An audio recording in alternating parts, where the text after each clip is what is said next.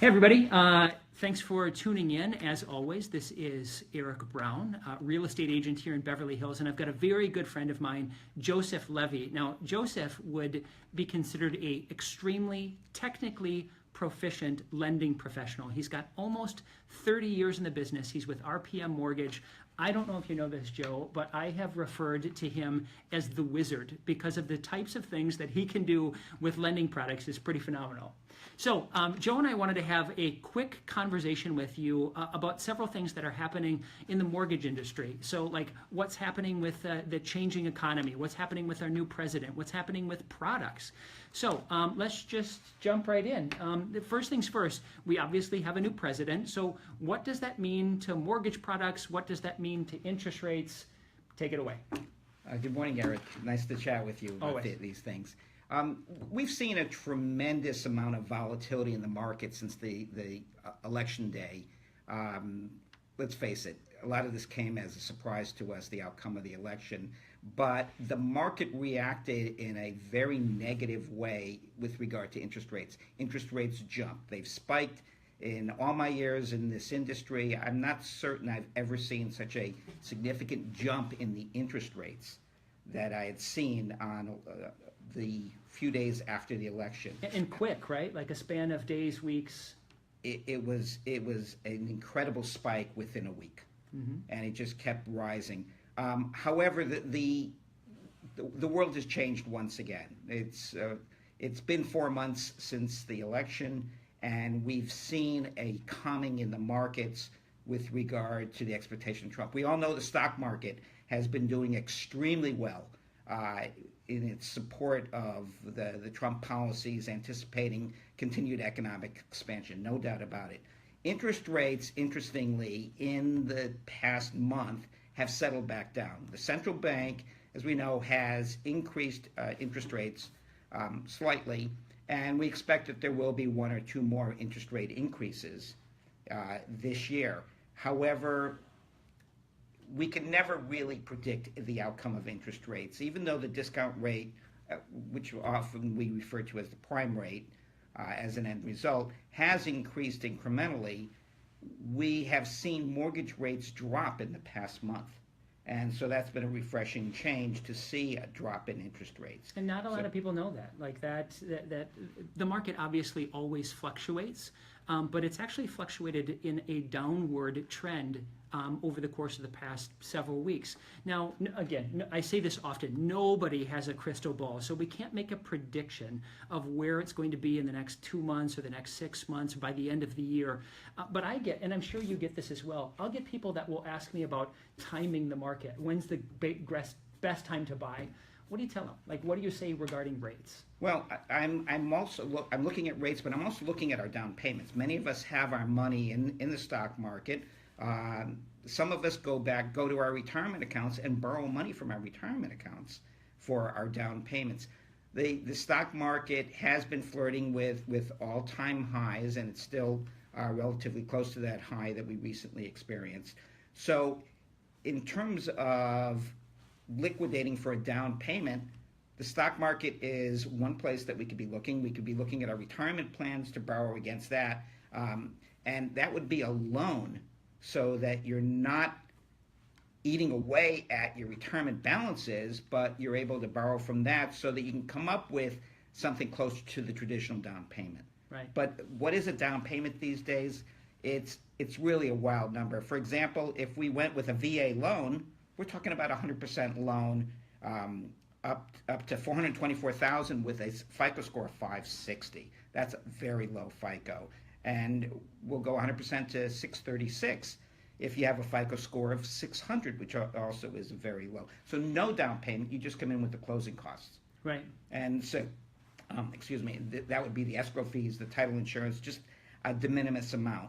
But on the other hand, we're seeing loans, 95% of the purchase price will loan you up to $1.5 million, 5% down. And it's the exciting part of the evolution of lending. Lending is adjusting, it's modifying itself to what I'll call this new economy. The new economy being driven primarily by new millennials.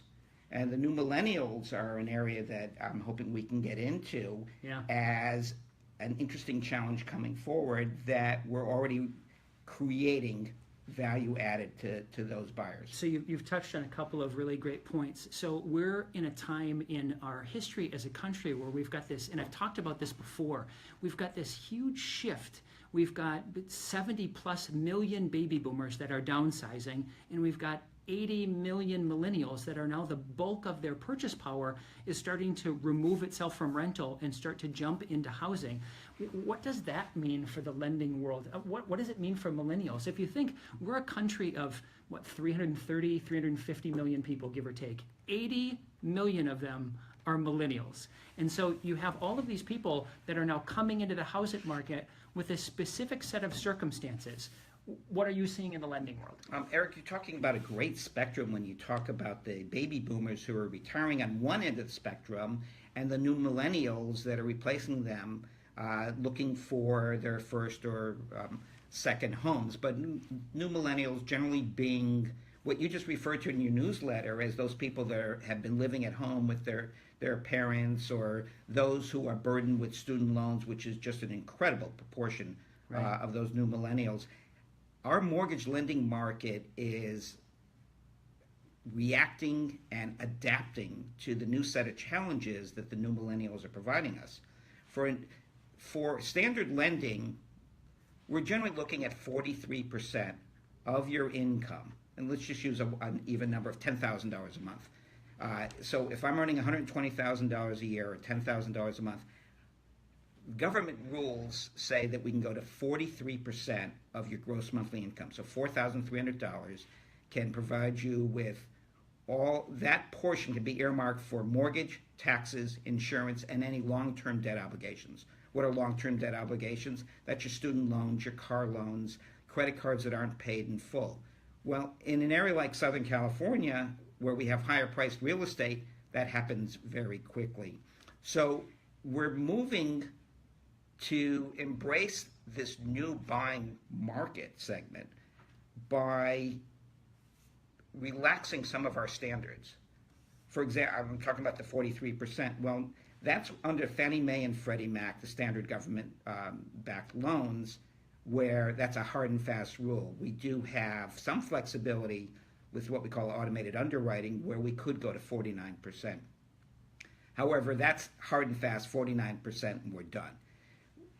We've created new mortgage products by going to the private marketplace, to the hedge funds on Wall Street and others, where we're now going to 55%. And that is a very significant change to the rules. So what we're doing is we're working outside of that credit box. So we're working with much lower FICO scores. We're working with much higher debt ratios to give you, the consumer, more flexibility to get you into that first home. So what Joseph is referring to as we evolve in this complex market outside of the recession, a lack of inventory, new pools of buyers and sellers, you need to, as he referred to, get outside the box, think a little bit differently. And that's one of the reasons that I've oftentimes referred to Joseph as a wizard, is because he has a number of different products that he has been able to create or utilize to scale to be able to assist a higher portion of buyers and sellers. You had talked a little bit, I think, earlier as well about down payments. Are you seeing a difference there? At one point, pre-recession, there were zero down products all over the place, and then that went the way of the dodo. And now we're seeing some new products regarding downstroke and, as you mentioned, DTI that are coming back. Any realm there? You know, it's a chuckle because I remember when we had 105 and 106% purchase loans. Absolutely. That was way before the meltdown, almost probably 20 years ago. Right. I'm dating myself on it. But we are back at 100%. Fannie Mae and Freddie Mac are allowing us to go 97%, and you can get an employer grant, or a university that you're working for will pay your closing costs and take you to 102%. So we're getting back. We're slipping into, I'm not going to call it slipping into our bad habits, but we've loosened up, but there are a tremendous amount of controls because the liar loans are not there. Right. So we will be flexible. We will allow minimal down payments. We just talked about the VA loans at 100%, but I'm doing loans, $1.5 million loan with 5% down. And what, So it's there. We're going 90% to $2 million. what Joseph had talked about is there used to be products that are referred in the industry as liar loans, and they would be Nina or Ninja, which was no income, no asset, no income, no asset, no job, stated income products. Those don't exist anymore. Consumers are now more protected than what they used to be, but you still, as he had mentioned, we still need to be creative and get outside of the box because we have such a complex market out there. So I guess is to bring this full circle, as a nice little wrap up, what would you say are going to be some of the things that we'll see as we roll in towards the second half of 2017? I think that interest rates really have leveled out now. They've come down from that tremendous spike that we saw in November. And I think that we're at a more stable level now, which means we're giving your buyers more buying power when we reduce the rates. But we don't just have the traditional 30-year mortgage. We have 40-year mortgages. We have interest-only loans. We have adjustable rate loans. And for those of you who don't understand the term adjustable rate, it means that you have a mortgage that's a 30-year mortgage, but the interest rate may be fixed for the first 10 years or 7 years, even though it is a 30-year final maturity. There is a corresponding reduction in the interest rate from a traditional 30-year fix. Again, we're giving you more buying power so that you can stretch and afford more housing within that purchase price. So the combination of higher debt ratios, less down payments, and the flexibility in the interest rates with these 30-year mortgages fixed for 7 or 10 years allows you to qualify to get more of that buying power that's so critical to us. Right. So Joseph is one of the great lending partners that I have. And so if people have additional questions for you, what's the best way to connect? It's easy to reach me. The email address is joe@approvedloan.com. APPROVEDLOAN.com. You can always connect with me as well if you've got some questions for him. So, Joseph, thank you so much for joining us today. Always a pleasure to be able to chat. Anyone, if you can think that this information is going to be valuable, if anyone's thinking about buying a place and has some loan questions, feel free to share this video, connect with Joseph directly, or touch base anytime. Thanks, gang. Have a great day. Have a good day. Bye-bye.